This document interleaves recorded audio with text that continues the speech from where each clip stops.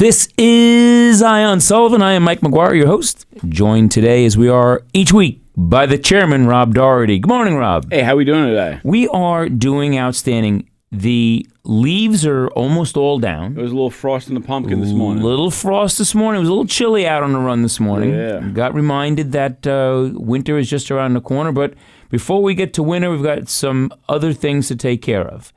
For the Mets, it's wait till next decade. Next decade. I think you're being kind, but go ahead. For the Yankees, it's another non-World Series year. Well, I have to tell you something. The Yankees and this kid, Cam, whatever his last name is, Skittle, whatever it is. The kid's aces. He gave up 2 runs in 6.1 innings last night. It's his first year. Yeah. You have Max Fried. You have the other guy. But, you also have an ace that had Tommy John surgery. Next year they're going to have 4 starters that, they have a shot at winning 95 to 100 games next year. You've got a core in the Yankees reminiscent of the core 4 that they had years ago that could develop. They're not there yet, but they could develop. And I think that you're being conservative. Well, I think you're being conservative at all times, but I think you're being conservative when you say 90 to 95. I think that it could be north of 95. Yeah, we'll see how it goes. The problem with the Yankees, I know you're going to find this shocking. Mm-hmm. They have no one that's clutch. So you're in an elimination game last night. Right. I think 6 out of the starting 9 didn't get a hit. That's why... Or get on base. That's why I say they've got the makings of a good core, but that core 4 would not be denied in a make-or-break game.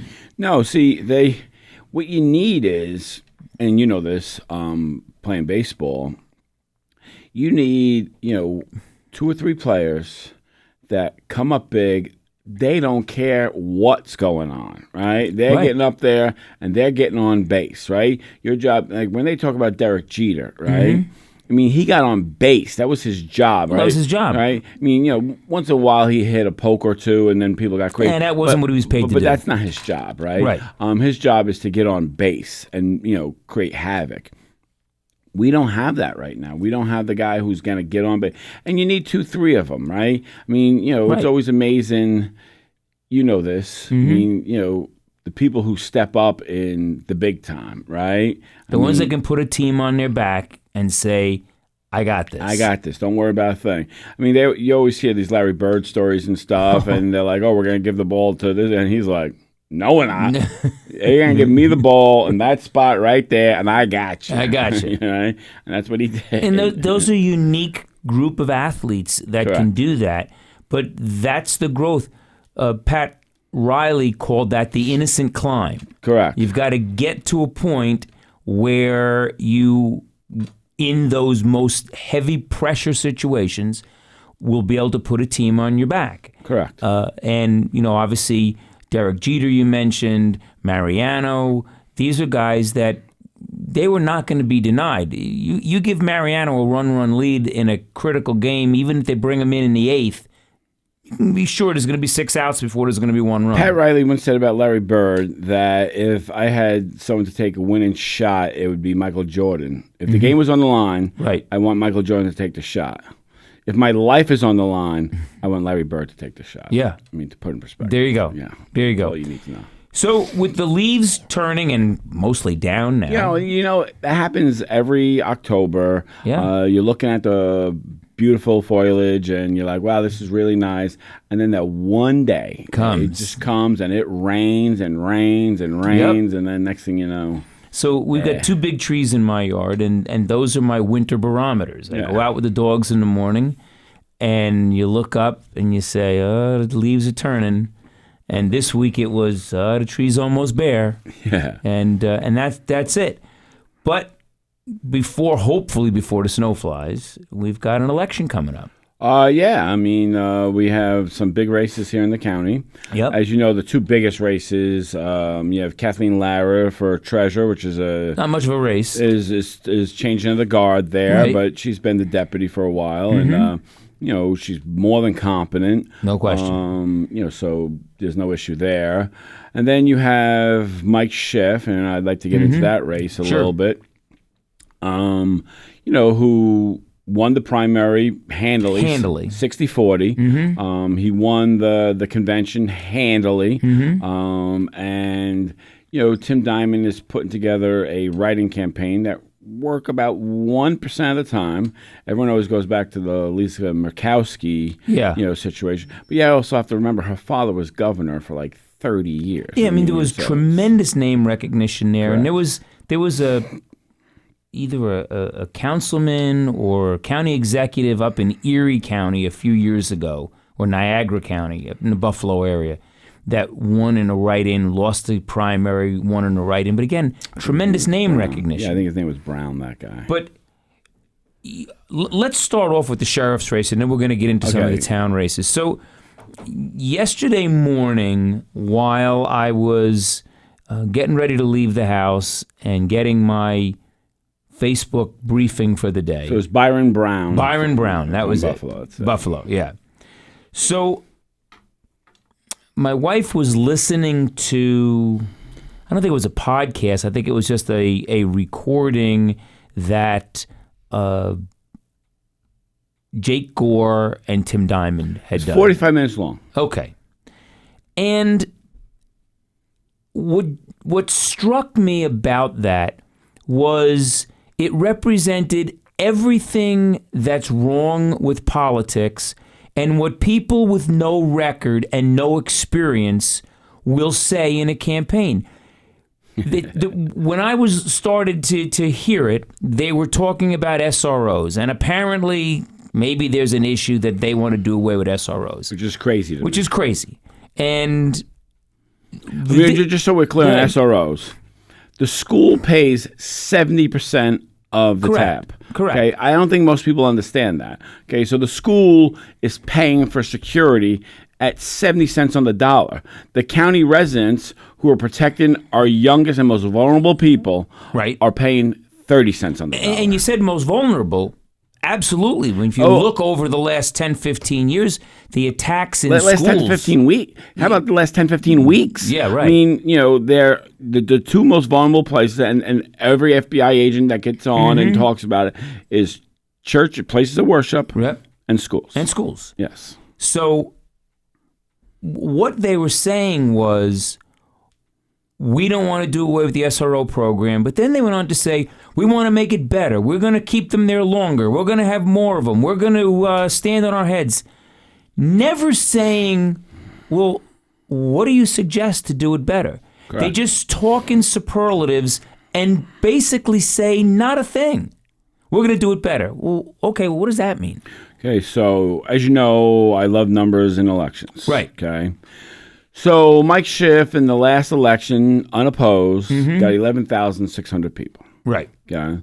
The election before that, so we're talking 8 years ago, got 12,200 and was also unopposed. Right. Okay. So it went down by 600 votes, right?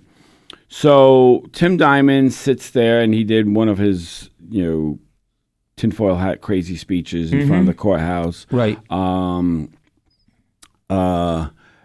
And he talked about how he won the machine vote. Okay.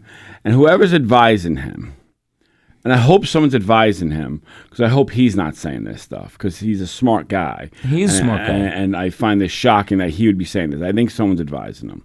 Okay. He says he won the machine vote 53-47. Okay. And then he's basically saying, the downstaters are saying there was a huge absentee swell, and that's what put Mike into office. I think he's misreading the electorate very badly. I don't think he understands how it truly works. He did not look at where those absentees came from. Right. Okay. Oh, and by the way, the summer people, the community, the whatever you want to call them, right? Okay, have every right to vote here. Oh. Every right to vote here. Thank you, Gail Rubenfeld. Thank you, Gail Rubenfeld and Marvin Newberg. Okay, the Moss v. Gable case allowed that to happen, And there are other cases across the state also. I mean, that's the law. That's the way it is. That was the case. That was the case. Yeah, so- and then there's been several cases that have followed that. So the taxpayers, they have every right to vote here. Correct. Okay. So anyway, so he says I won on the machines 53-47, but he doesn't understand is that Monlovitz in Monticello got his community to go absentee. Right. People in Liberty got their community to go absentee. And why are they going for the sheriff? Because the sheriff openly protects them. Correct. Okay. Because they're under assault every day. Every day. Every day. Every day. Okay. So, and by the way, it's your job as sheriff to protect them. Right. Okay. It's no special treatment they're getting. I mean, if you were another group of people that were under attack for just being that group of people, the sheriff would protect you too. And let's face it. I mean, hopefully up until today, there was an absolute war involving the Israeli state Correct. and Hamas and their very visible Jewish population that becomes very vulnerable. And look across the country at the outbreaks that we've had, the anti-Semitic outbreak. On the college campuses and everything. Forget it. And look, I don't care what group it is. If it was the Amish getting attacked like that, I would hope that the sheriff would, and by the way, Absolutely. The dress makes it a lot easier. They tend to cluster. No question. The whole thing, right? Right. Because of their religious rules. The customs, sure. They have to walk to synagogue, so they always have to be, pretty close to each other the whole deal. They're vulnerable. So I would hope that any law, enforcement agency would protect any group of people. But anyway, so he misreads that because a lot of people, voted by absentee. Choose to vote by absentee. That live here on a daily basis. They're here, part of the community every day. Okay. Did some people? Yeah, but a lot, guess what? In my election 4 years ago, you had 200 people that voted by absentee in the town of Highland that had 900 votes. Okay. Right. Almost, like 24% of the vote came in by absentee. I wasn't like, oh, it's an absentee election. You have the right to do that. That's what we're seeing if you go back to the DA race, Galligan and Labuda. There was, in that primary, as I recall, as the county attorney, there was like 1,400 absentee ballots in a primary. Correct. It took them 3 days to count the absentee ballots. Well, now this one, there was 2,000. Yeah. There's 2,000. In the Mike Tim race. Yeah, but the point is that, hey, Tim, this is not something new. This is what we've seen in this county. I mean, Galligan Labuda was 6-7 years ago. 2020. Yeah. 5 years ago. Yeah. I mean, that happened. Yeah. I mean, this is where look, and and that was just for the Republican primary. Okay, so in the overall election, you're seeing more and more absentees every day. People understand that their vote counts more here than in a sea of 9 million people in New York City or Westchester or wherever they're from, where they spend most of their time, and so they have every right. I mean, it's the law. It's the law. I mean, so you want to uphold the law, but you don't like that law. I mean, you don't get to pick and choose your laws. Well, and we see it nationwide. We see I was noticing a story yesterday in Virginia. We've got over 1 million votes in already in early voting. Correct. In the state of Virginia. Correct. I mean, it's just that's the way we're voting. We can have that debate of whether or not elections should be held on election day with absentees. But the reality is that absentee ballots and mail-in ballots have been instituted to try to encourage a greater voter participation. Correct. And because it's poor. Correct. And to say I won on the machines, that's it. I hearken back to my first year as a college baseball coach when I used to tell the kids we won 3 innings today. Like, okay, great, coach. But we lost 16-4. Yeah, the 4 innings. The other 4 innings were pretty bad. But okay, I mean that's the way you try to build when you've got at that time a weak team, good kids but a weak team. Yeah. So I think he's misunderstanding the electorate. So let's say he gets 1,000 voters to come out for him. So now you're at 11-6, and then the sheriff gets 1,000 to 1,500 voters to come out who normally don't vote, right? Because we know there's a huge disparity between presidential voters and non-presidential voters. Okay, and so now you're at a 14,000 race. And by the way, you just pissed off 3,000 of them. Correct. Right? So when you need to get to 7,000 to win a race, 3,000 are going one way for sure. For sure. Okay? Right? 3,000 out of say 12,000 in a non-presidential year. Yeah. So let's say there's 14,000, right? So you have 3,000 going one way. So now 11,000. Mike can go 40% of the rest of the way and win the race in a landslide. So once again, Mr. Diamond could win on the machines and lose the race. No one's going to call him sheriff. Terribly. I mean, quite frankly, I don't see how he wins. Well, I just don't. and what I came away with after listening to about 15, 20 minutes of that yesterday were two things. One, Mr. Diamond has no message other than if I can convince you that the county is dangerous because of Mr. Schiff, vote for me. He raised coffee with the sheriff as a major problem. I'm having coffee now. We went through a period of time not long ago where community involvement, being accessible to the community, reaching out to the community was something that we saw as positive. Okay, so I remember Joe Wassa. I remember Danny Hogue. Yep. Okay, they ate lunch in Blanche's 5 days a week. Well, that was the government center back then, wasn't it? Yeah, so 5 days a week. My father-in-law went to school with Danny Hogue. Right. Knew him their whole lives. Right. Okay. I walked past Joe Wasser almost every day at Blanche's. Guy never said a word to me. Right. Never a word to me. He knew who my father-in-law was, the whole deal. Sure. Never said a word to me. Okay. Danny Hogue would only talk to me if he was at the table with my father-in-law there. Right. Okay. Mike Schiff gets out in the community and talks to anyone. You can walk up to him about anything at any time and have a conversation with him. Well, that's one of his strengths is community outreach. When there's been community unrest across the country, I'm talking about, the criticism has been there's a lack of community outreach, and we need to reach out to the different factions of the community.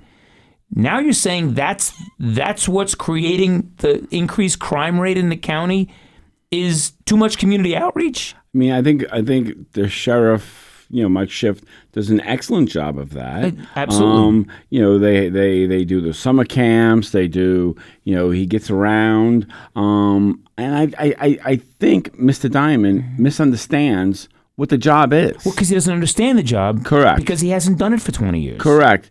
Mike's job is an administrator. Correct. That is his job. Correct. He's He's not administrator. Andy Mayberry. He's not the guy that's locking No. Otis in the jail. That's not his job. Not his job. His job is administrator. Right. Okay. And he can only grow his department, and he's grown it by leaps and bounds in 20 years. Right. A lot during one 4-year period, that if I recall correctly, on what the legislature gives him. Correct. Okay. And For 4 years, the legislature gave him what he needed. Gave him what he needed. Got him up to a modern police department. And I mean, we could sit here for 2 hours and go over, everything that we did. Sure. In that organization. That by the way, before I was in office, they had a drug team, but they had no equipment. They had no tools. Same as the SRO. Correct. And then we, my legislature made sure that they had all the tools to do the job. I luckily had a major advantage because I had a sister, who was, a lieutenant in the Bronx Drug Task Force. So I understood. I had a reference to go to. Well, so our audience understands when they would say we need widgets. Correct. It'd be a phone call. Yeah. Eileen, widgets, are these things important? And she would tell you. Yeah. I mean, you did your homework. Correct. You had that resource. Correct. And I'm using this race because it is where we are with politics today. We're giving these rah-rah speeches that say absolutely nothing. And here's a hint, folks. Jake Gore, you were the head of the detective bureau. If there's a problem with the way the sheriff's office is being operated, where were you? I mean, if there's a problem with the way crimes are being investigated, isn't that kind of sit at your feet? I mean, they should be under your tutelage, Of course, for a decade. I mean, and if you're saying that I was wanting to do X and the sheriff was preventing me and that's why I left the sheriff's office, number one, that's not true. Number two, you kept coming back, so you obviously didn't have any problems until you weren't able to go back anymore. And now you want to go back again, and election is the best way for you to do that. Mm-hmm. But why don't you come out and say, I wanted to get more poll cams, I wanted to get more undercovers, I wanted to get this, and the sheriff wouldn't allow that. Let's go. Lay your cards on the table. Mm-hmm. And when you talk about the drug epidemic and how we're going to fight drugs and too much time with coffee with the sheriff, we got to fight drugs. Oh, Mr. Diamond, you were one of the lead investigators on the Drug Enforcement Task Force for the FBI and the you had over 300 BCI detectives at your disposal. Right. If you're telling me there's a problem here, okay, you didn't send them to your home county. Right. You were in charge of their union. Correct. You could have sent them anywhere you wanted to send them. That's and right. You're telling me that you didn't send them to our county, to your home county. So what makes me think that you're going to take care of your home county now? That's my point exactly, is that we speak in superlatives. It's it's remarkable, but it's where we are in politics today. Someone comes along and they claim they have all these new ideas, but they won't tell you. It's kind of like the partnership. We got all these great ideas. We can't tell you what they are. Tonight's their big dinner. Please don't badmouth the partnership tonight. I mean, there's 364 other days that we could, badmouth them. And by the way, the VP of the partnership will be there tonight with her husband, who's a legislator, who votes on giving them money. Well, but that's okay. Don't worry about that.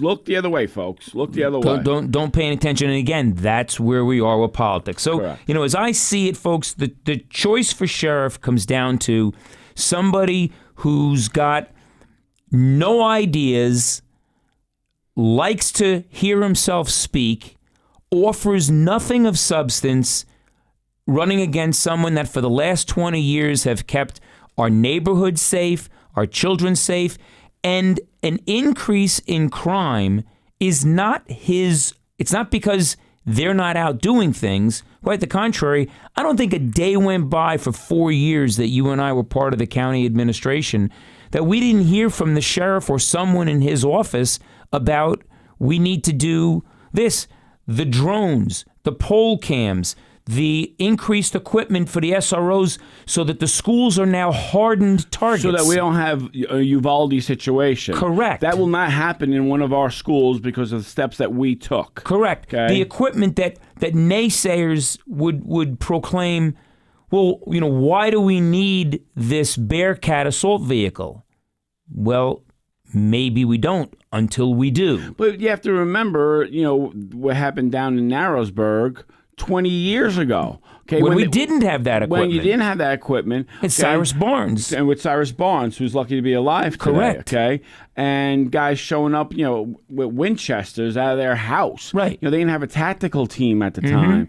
And they sat out there for 12, 14 hours waiting for, the state police to organize at Stewart and come over here. Okay? In the freezing rain and snow. So people have to understand where we came from and where we're at. Correct. Okay? And I think that Sheriff Schiff has done a great job of developing a sheriff's department. You have to remember, they had cars that were falling apart when he got here. Literally wheels coming off. Literally wheels coming off, cars falling down, falling apart. While radios that didn't work. There were dead spots all over the county back then. That's been addressed. All that stuff has been addressed. Uniforms have been addressed. Guys used to have to share lockers in the old jail. I mean, you have to understand where you were to where we are now. Is it perfect? No, it's not perfect. Is there miles to go? There's miles to go. But I think we have the right guy at the helm to understand where we're going. He is certainly not sitting back and just letting the department deteriorate under his feet at all. And what I might also suggest to Mr. Diamond and his election team, stop reporting on yesterday's news. Everybody knows about Pearl Harbor. You don't need to come out like it's news. He's still going on this. The morale is terrible in the jail. Well, hold on a second here. Number one, they've got the best contract that they've had because of the leadership of you working with the sheriff and working with Hal. They've now filled the positions to where mandation is not happening the way it was happening. Correct. Guys are now complaining they're not making as much overtime. Correct. But that's been addressed. He took advantage of the issues that the state was having. They hired 10 or 12 guys, and now they've addressed that issue. So stop fear-mongering and giving bad information out there, because that's not the case. I'm in the jail most days, and sure, guys, anybody who's at work, I wish I was home, and it's a long day, but the mandations have pretty much stopped. I mean, they still have them, but they pretty much, it's not like you left home in the morning and you weren't sure if you were going to be coming home in 8 hours or 16 hours. Now they pretty much know they're going to be coming home.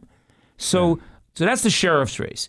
Let's go to the town of Thompson supervisor race. Okay, that's a big race. Because, Bill Reber's been around forever. Too long. You got tremendous name recognition, and Scott Mace has run before. But is there realistically an opportunity there for Thompson to flip? I would think that they're going to flip. All right. So what are the issues in Thompson? So, number one is I think that in Thompson, so they get the same money from the casino, the $2.5 million that the county gets. Okay, the Bardavon gets just a little less than that down in Chester. $800,000, right? Bethel Woods gets the same $800,000, by the way, and gets to tell them not to have concerts. But that's not here nor there at the time. I did not negotiate that deal. So anyway, they. I think that they've misused. They haven't lowered the taxes in that town, and they obviously have more commercial property and more tax base than anybody. I mean, they're one of the few areas that the large part of their commercial zone is not in a village. Correct. It's actually in the township. Correct. Right, and I think that they have misspent a lot of their revenue on not helping the taxpayer. That's the nicest way to put it. Well, I did notice that the construction going to court last night. I did notice, where they built the new Verizon and the Five Below store. There was a big Reber dumpster sitting there, and that may be kind of representative of how that town has been run. Oh, I think it's very Tammany Hall situation. Quite frankly, I when you talk about time for a change, Thompson is ready for a change. Ready for a change. I think that so Mace came within. So Bill has the Democrat and conservative line. Okay, and Scott, which is interesting because he's not conservative at all. Okay, and so Bill has. Scott has the Republican, and they did go out and get a second line, okay, this time around, which was smart to do. He came within 94, 95 votes last time, and I think that he's going to close the gap on this one. I think he's going to close the gap. Well, that's exciting. That's exciting. I think Scott's the guy. Scott's a good guy. He's an honest guy. He's the guy I would want to be. Had a successful business in the town. Yeah. He's the guy I would want in my town. All right. Head up my town. All right, so let's go to your town, Okay. town of Bethel. What's right. happening? I see lots of signs. I drive through the town of Bethel several times a week. And there's lots of signs. So we have Danny Sturm that's unopposed. Okay. Right. We spoke with Danny recently. Yeah. We have Rita Sheehan, who's town clerk for 20 some odd years. She's unopposed. Mm-hmm. We have Susan Brown Otto, who is the town taxpayer, unopposed. Mm-hmm. We have the highway superintendent, Robert Bonakai, who is unopposed. Mm-hmm. And the races in that town, which are pivotal races, Right. in my opinion, is William Crumley. I know his family, good family.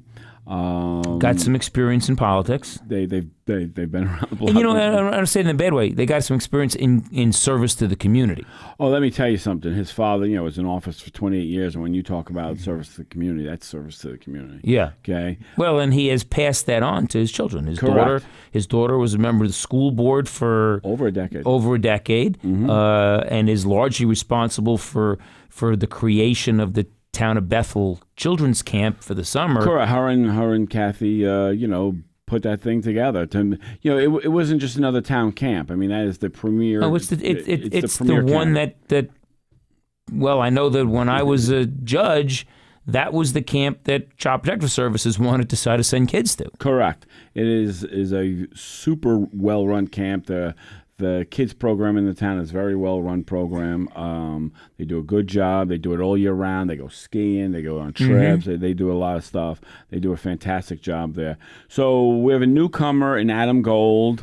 He is Alan Scott's, who's supervised for 18 years, son-in-law.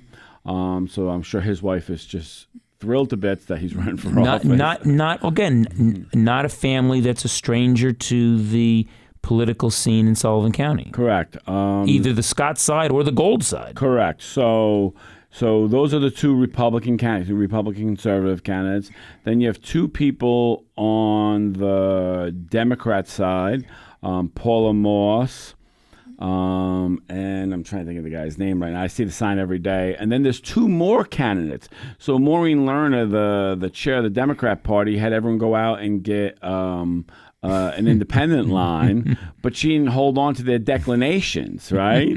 So when you have, a primary going on and you have everyone go out and get the lines that they need, Right. The extra line, you should have their declinations in hand. So when they lose the primary, you hand them in and then they're out of the race. Right. Right. But she didn't do that. So now we have four people running who tend to have liberal views. Okay. And that's because Maureen Lerner is more concerned with Republicans than with organizing her own team.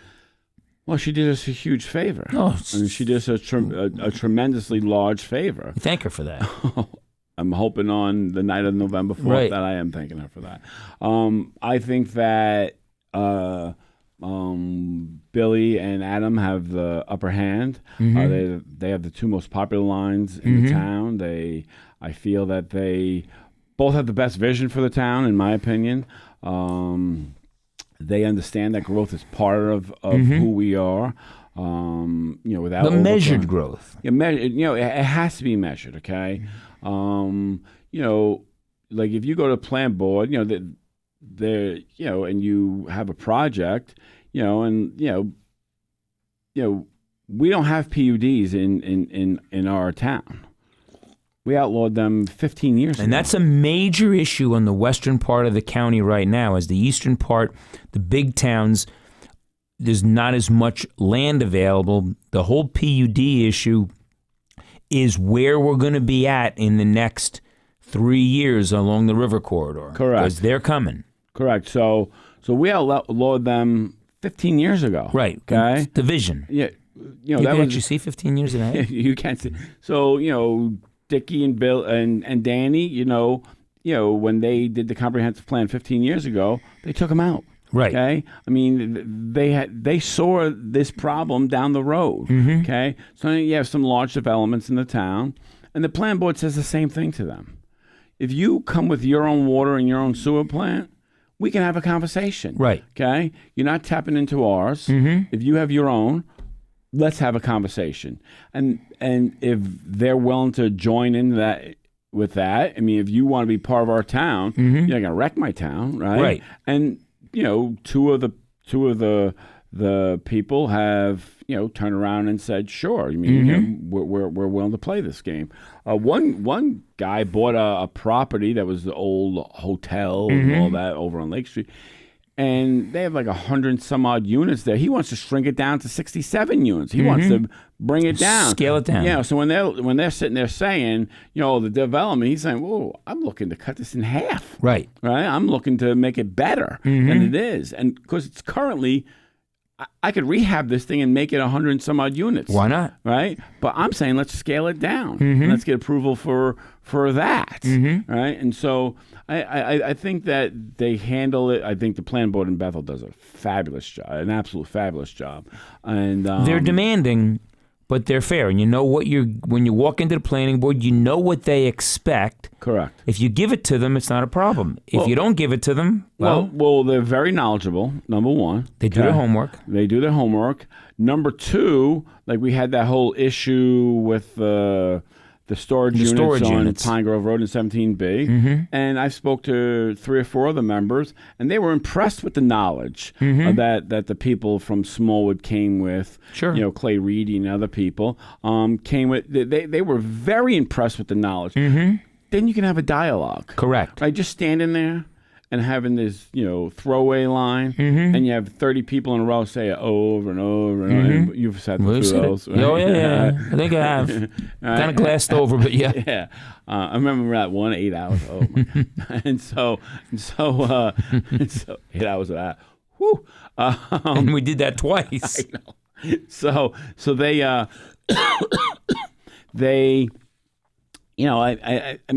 think the town of Bethel, if they go, which the way I believe they're going to go, we're going to be in great shape for, a decade. I mean, it's interesting you say that because many would see the town of Bethel as more of a blue town than a red town. And maybe that's the historical perspective of Woodstock. Well, and Danny's the supervisor is a Democrat, but well, he's a registered Democrat, liberal. but he's not a liberal, and fiscally, he's far right. I mean, he's way over there right. I mean, maybe even cheap. I mean, cheap would be a good word. So we're building a brand new state-of-the-art, a garage for the highway department, which brought its own water and sewer, it's a well and a septic there. Correct. So they got their own water and sewer. It's a $10.1 million project. We have like $7 million of that money already. We're building a new town hall and the same energy efficient. The garage is going to be state of the art, okay? Which is they've struck the balance between fiscal conservatism and concern for the environment. Correct. And then he has 90% of the money on the new town hall. So there's going to be major upgrades in the next 2 or 3 years to the town, without a huge impact to the town fiscally. Correct. Right? Where other towns are, hanging upside down on this stuff. I mean, in the Millennium Pipeline disaster that's coming to some towns, our obligation in the town of Bethel is $1 million. Right. Right? I mean, so we're in great shape. Right. Where you have a Fremont, $8 million. Coshecton is $11 or $13 million. I mean, smaller towns by far. Yep. You have to remember, the town of Bethel was a town of 5,000 before they closed Duggan. Right. When they closed Duggan, you almost cut us in half. Right. So major impact. They're closing the Duggan School. And it's all based on lies. The superintendent of the schools at the time, Pat Michelle. Yeah, Pat Michelle. The guy Newman, the guy that was the assistant superintendent, just got there and flat out lied to you. Right. Flat out lied to you. An absolute gem of the community. And when you talk about the centers of communities, I remember being a school board member in Liberty, and we had an issue with the elementary school, and we got an old building. Maybe we got the campus up on the hill. Why don't we just build a new elementary school up there? And I remember myself and one of the other board members said, hey, wait a minute. We can't create a hole in the middle of Main Street. If you go down there when the children are arriving or coming from school, you would see people going over to the supermarket, Correct. People going across the street to get their coffee. You can't create that hole, and that's what the Duggan School did. It wasn't. Bethel doesn't really have a town center. We don't have a town center, but correct. that's the issue is that closing the Duggan School had a detrimental impact on the town. The town has done well, and they've done well with the building. They haven't left it empty. Mm-hmm. They've used. My wife was there playing pickleball the other night. Yeah. I mean, it devastated the town. Losing that. A lot of kids. One you're 1 through 6, your kindergarten through 6, I believe, or 5th it was. Lifelong friends. I mean, sure. My sons, my 2 oldest sons graduated from there. Douglas is the only member of the the Doherty clan of the 300-year-long right. people that didn't graduate from there, right? And the kids, John and Matt remind them of that often, mm-hmm. right? And but lifelong friends that sure. they made there. Sure. The test scores were better out of Duggan than any other, grammar school mm-hmm. in the Mount Central School District.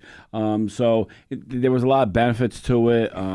That's why, whenever you talk about making one school district for the whole county, my wife loses her mind. She's like, no, small school. But I was like, you can have small schools. You can have small schools. You just don't have all the administrative overhead, correct. Is our point. Correct. The town of Bethel, so the comprehensive plan will be done sometime early next year. And then it's the town board that gets to vote on it, right? Right. I mean, they could put together whatever plan they want, but at the end of the day, it's the people sitting on the town board that are going to vote on it. Mm-hmm. And you want people that understand this stuff. I mean, Billy has, of all the candidates running, if you put their time living in the town of Bethel together, mm-hmm. they don't equal Billy. I mean, just has one person. Okay? As one person, not the Crumley family. Yeah, not the Crumley family. Has one person. Born and raised there. Graduated from the Duggan School. Mm-hmm. I mean, Mr. Slaver, great guy. Billy was in his first class. John was in his last class. Mm-hmm. Fun. Great story there. But the point being is that he knows the town. He understands the town. He gets the town. Adam Gold, has a lot of business experience. He understands this stuff. When I went to Smallwood, and they had to meet the candidates, and I heard the other guy is Cliff, the guy running. They were talking, and Paula Moss seems like a very nice lady and all, but the stuff she was saying you can't do. Right. I always find that funny when people run for mm-hmm. office and they constantly talk about something. Right. And I'm like, well, that you can't do that. It's in not your your role, job. Right. Like I used to say to Marcus all the time, and Josh Riley would be talking about abortion, for example. Right. I'd be like, Marcus, tell him it's not a federal issue; it's a state issue. It's a state issue. I don't understand why we're even talking about this. Right. People would walk up to me and be like, "Oh, I bet you when I was in office, I bet you're a Trump supporter. Where do you fall on guns?" I don't vote on them, so what do you care? You're right. Yeah. What do you care where I fall on guns? Yeah. I don't own one, but just because I want the last words to be, how do you reload this damn thing? Right? But that's not a story for another day. In your wife's voice. Yeah, exactly. So I think that the Republicans are going to take control of the town board in that town, and in the town of Bethel, and they'll be able to work with Danny. I find Danny to be a very reasonable person. I find the people, some of the people that are running to be very, the Republicans that are running to be very reasonable.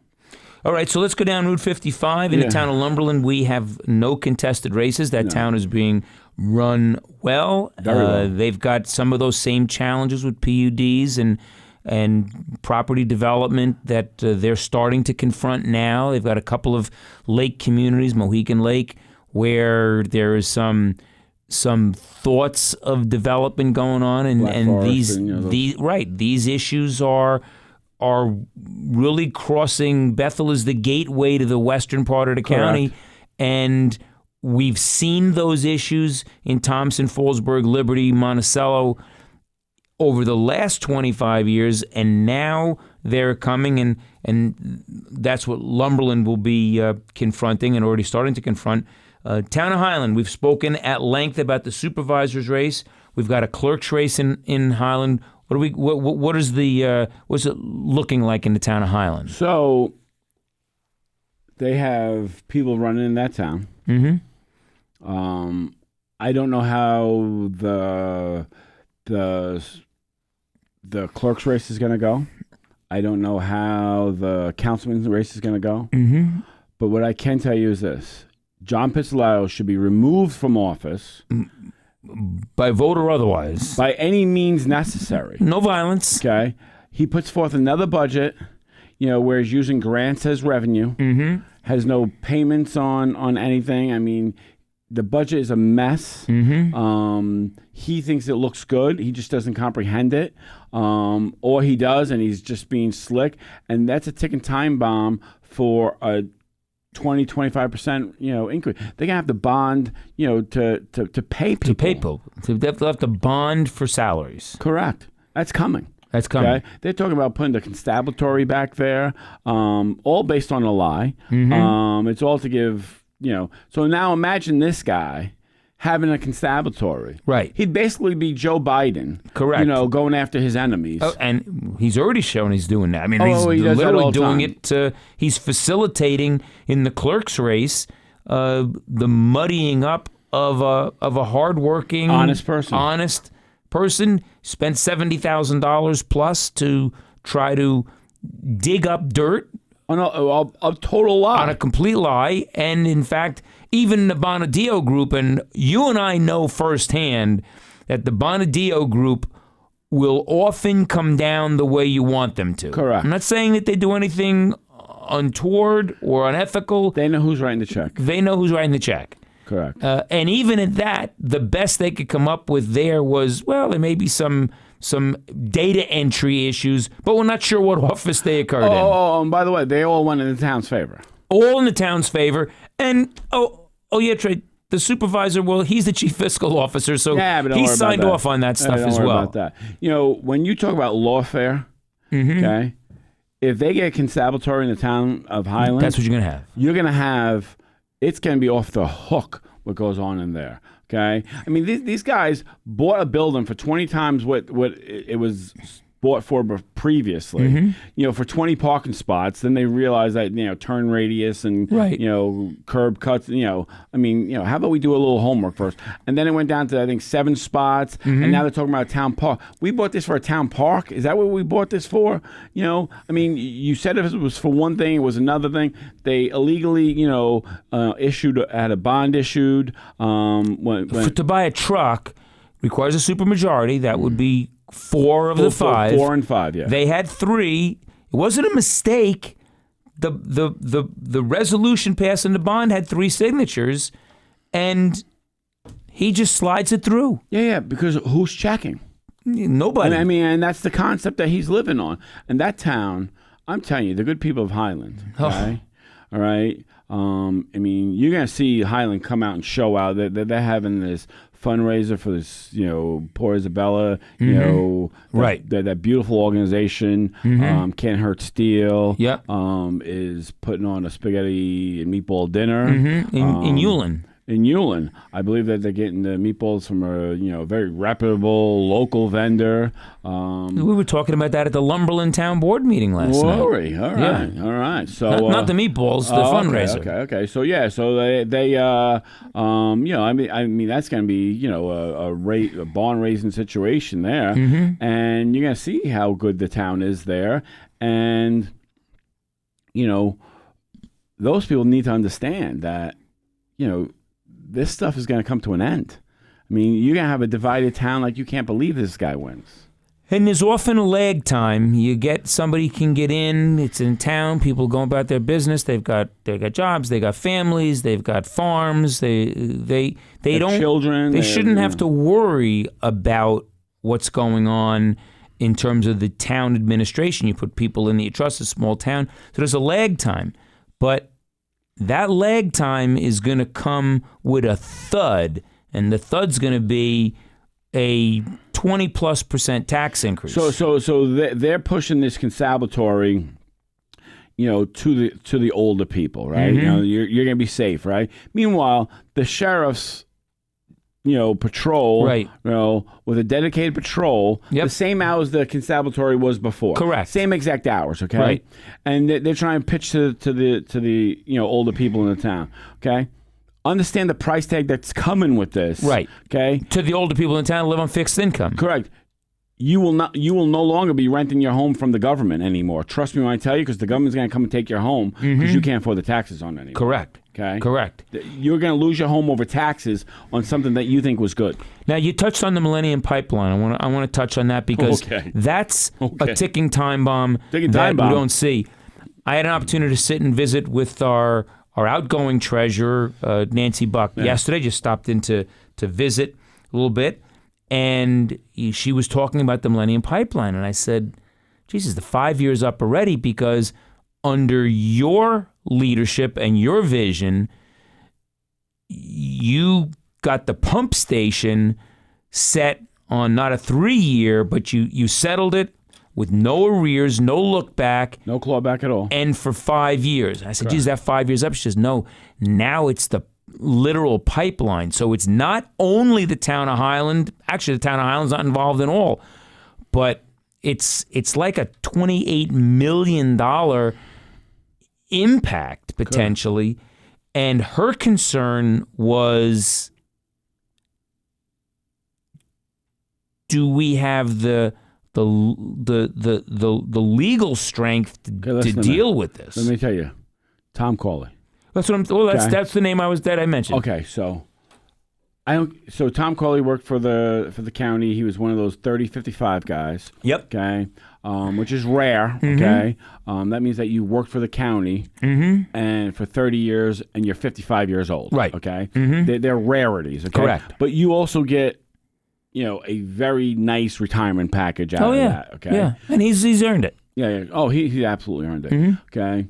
He does work that no one wants to do. Okay, that's correct. I mean, you're a great legal mind, but you would pull your hair out doing this stuff. I mean, it is like doing the worst. Like it's like helping your kids with calculus homework. Okay, it is beyond mind numbing. Okay, but he loves it, and you need the guys that can do that stuff. And I don't care what he costs. I don't care what he charges an hour. The county needs to hire him, okay? To deal with that issue. He's not there for anything else. Right. Okay? And, if he charged $400 or $500 an hour, you're getting off easy. Trust me when I tell you. Yeah, I mean, this pipeline can destroy. I remember when they laid the pipeline down, I was in private practice pre-2010, and it was a boom time for the county because you had all these workers coming in. They were paid. And, my firm did well. The restaurant sold. Everybody did well that year. They had Airbnbs then. If they had Airbnbs then, it would have been off the hook. Forget about it. Well, you literally had old hotels that were bought and refurbished to house these guys for the weeks when they were here. Correct. And that's the bill that's coming due. And, probably most people don't even think about pipes underground and that they're paying huge taxes on that. Let me tell you something. It can destroy the western part of the county. It could wipe them out. And, I mean, you're talking Fremont's bill is $8 million. Yeah. I mean, their tax levy is like $1.2 million. Yeah. It's over. Where are they getting $8 million from? Right. Okay. Right. I mean, town of Coshocton, okay, a well-run town, okay, they're looking at $11 or $13 million bill. Correct. I mean, who's paying this bill? And understand, for our audience benefit, this is not at all sour grapes that I have because I'm not the county attorney anymore. That's in the rearview mirror. The point is, when you're talking about the assessment on pipe underground, you're talking about a very specialized area. It's not just like, well, you want to check your house assessment, you go get an appraisal done, you call one of the many appraisers in the county, you do it, and you go on that Tuesday in May, and you get Matt Costa to come in, do an inspection for you, and you get it done. You get it done. I mean, here, it's a completely different kind of appraisal. They deal with what the cost of production was. We got an education on the pump station. Oh my God, we got an education. Tom was the tip of the spear, but there was a lot of support within the office because you made it clear Eldred School District closes if we lose this one. That was the most pressure that we had on us. Oh, and by the way, in that 4 they years. They didn't, and they bought every kid, laptops. Right. Instead of closing. They bought every kid in the school laptops and was able to further their education in a modern world. Yeah. Because of a good negotiation. And the pipeline are reasonable people, but they hire very experienced attorneys that know what they're doing. Let me tell you something. This legislature needs to understand where they're at in this, okay? This is not a game to be being. You're not playing games. First of all, there's only one or two appraisers in the country that do that kind of work. Okay. Don't let personalities and don't let. What happens a lot in legislation, as you know, okay? You could vote on $1 million project. They don't blink an eye. They let it go. Right. Okay. You vote an $8,000 raise. Okay. I mean, there's almost fisticuffs in the back room. Correct. Okay. Because why is that person making more than me? Right. I believe the current chairman of the legislature was like throwing out Nancy's name and this person's name and this person's name. Why are they making this? Why are they making this? Why are they making this? Okay. Right. Right. Exactly. Okay. Who cares what they're making? Okay. This is what the job pays. It's an investment. Okay. If you don't pay Tom Corley, okay, to protect the county's interest, you're going to have towns that you're going to have to bail out. Correct. I mean, they have no way of paying this bill. Correct. They have no way of paying it, okay? Right. And everyone was high on the money when it was here. But now the bill is due, okay? And you better have a pro in there, okay? And there's two people that I would even think of hiring to do this, okay? Walter Garigliano, okay? All right, because he's good at everything. He's good at everything. Okay. The problem and he's intimidated by nobody. By nobody, okay? The problem with Walter is I don't think you could afford him, number one. And number two, does he want to do it, right? He's 70 years old. He doesn't want to do this anymore. He's semi-retired. Right. You know, he's only down to 50 hours a week, I think, now. Yeah, right. I said he was semi-retired. Well, he's only working half days, 12 hours. Yeah, he's only working 12 hours a day now. And, you know, I don't think he's the right guy for us. I think that Tom Corley's the guy for us. And if he charges $400 an hour, whatever, go ahead. Let it rip. Because when you get the $50,000 bill at the end of it, you'd be like, whew, you dodged a bullet. We dodged a bullet. Yeah. Let me tell you something. Don't be like, oh, he's getting his retirement plus. Stop. So what? Stop. Okay? So what? Don't get caught up in that nonsense. Okay. Don't look at your pay to hit. Don't do that. Okay. Right. This guy is a specialized professional, and that's what he's done. He's did it for a lot of years, and he's great. And he's very good at it. And it's an area that not many people want to do because it's inside the county. Painstaking. Inside the county, there's two people that can do it. Yeah, there's two people that can do it. Okay, he and Walter, and him and Walter, and that's it. Okay, there's no one else. Okay, otherwise you're going outside the county. There's travel costs. There's, they're usually with firms. You're paying a firm fee. You pay, it gets ugly. Well, fast. and if you bring someone from outside the county, they don't have the relationships within the county. You've got to work very closely with the treasurer's office. Correct. You got to work very closely with the appraiser. The battle when we would get those in was always go get that appraiser locked down before the other side does. Correct. Because then you're really screwed. Correct. Let me tell you something. The way we did that pump station, we literally should have wrote, a paper on it. No question. Because it was done so perfectly, okay? It was done so well between the school, the town, the county. We worked with Michael Davidoff there, who was the town attorney at the time. Correct. The school attorney, they all understood. And here's the thing. You take a professional like Michael Davidoff, okay? He understood Tom's, ability in this situation. Acumen, sure. And he let Tom be the lead guy, okay? He also got the town to chip in with the county so that we could lock down that appraiser. Correct. Which was the very first meeting we had was critical. Correct. And people don't understand this stuff. I mean, there's not a lot of people in the country that do this. Nope. And you got to get the guy. What was that guy? Dan something or other that guy's name was. But we got the guy we wanted. We got the guy we wanted. And you got to get on it. Because let me tell you, if they get the guy they want. If they get the guy we want, it's over. Oh, the conversation's over. Right. The conversation's over. Right. And they're just sitting on their hands on this. Yeah. I mean, there should have been a special meeting a month ago. Correct. To lock this thing down. Well, this should have been, as soon as this came in, that should have been instantaneous. The fact that We got to bring Tom back to I had a take care of it. conversation with Nancy about this 6 weeks ago. Yeah. And you had a conversation about it yesterday. And it's still not solved. No. Is fascinating to me. Yeah. It's fascinating to me. We need to lock this thing down. Yeah. But people don't understand it. And look, there's lots of things as a legislator that you get an education in life as a legislator. Yep.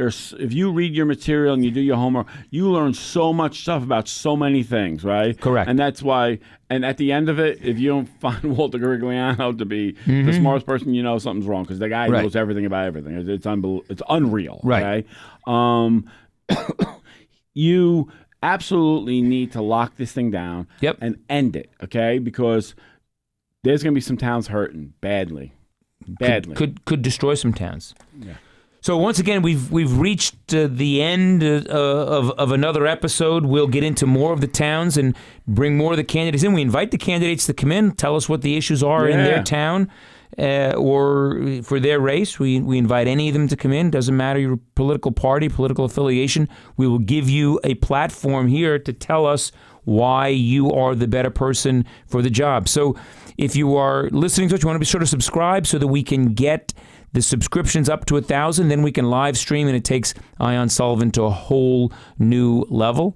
You want to be sure to share the entire link with you so we get this dialogue out on as many platforms as we can. That helps the people of the county, which is what Rob and I are here for.